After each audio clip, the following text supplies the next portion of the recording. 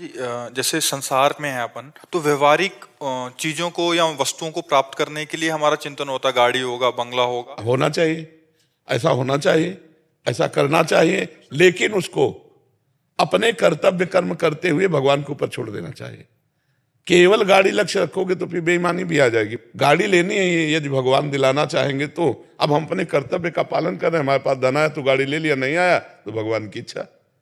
ऐसे चलना चाहिए। बहुत सारे विज्ञजन हैं वो विद्यार्थियों को ऐसा सिखाते हैं कि अपना लक्ष्य इतना बड़ा रखो कि मेरे पास 5 गाड़ी होगा, 3 बंगले होगा, हर जगह जाएंगे वहां फिर उस चलेगा जब नहीं होगा, डिप्रेशन में पहुंच जाता वही कह रहा हूं, फिर चलेगा क्योंकि उसको इतने बड़ी चाहत का स्वरूप हो गया।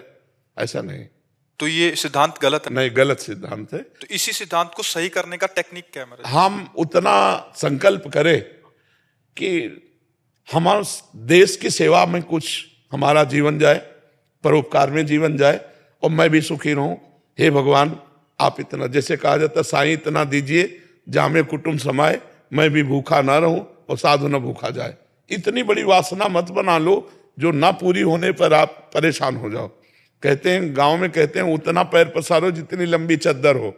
तुम्हारी जितनी, हम स्कूटी से चलने की व्यवस्था नहीं हो, 5 गाड़ी की व्यवस्था सोचेंगे तो पागल नहीं हो जाएंगे, डिप्रेशन में नहीं पहुंच जाएंगे। तो उतना सोचो जितनी तुम्हारी सामर्थ्य है। तो हमें अपनी सामर्थ्य के अनुसार सोच रखनी। अगर हमें कोई कामना करनी तो आप स्वतंत्र कर सकते हो, लेकिन उसको भगवान के ऊपर छोड़ दो तो आप अच्छे रहोगे। अब आप देख लेना, राधा राधा राधा, तो उनको जैसा लगेगा वो पूरी कर देंगे, तुम्हें चिंता नहीं करनी। ना पूरी हो तो भगवान जोई जोई प्यारो करे सोई में भावे, पूरी हो जाए तो जाए और ना पूरी हो तो जाए, तो आप परेशान नहीं होगे। और ये होना ही चाहिए। जब ऐसे लोग संकल्प कर लेते तो गेम खेलने लगते हैं।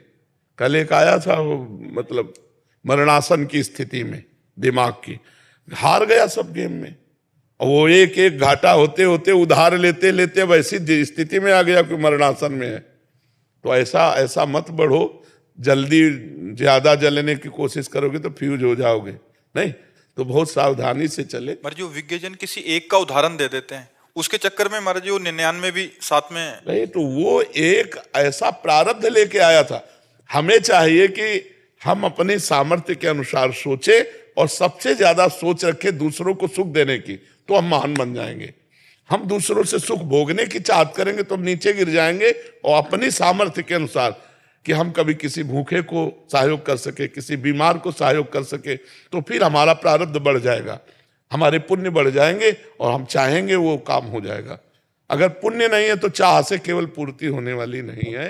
ये संसार है, सबकी चाहत ले पूर्ण होती है।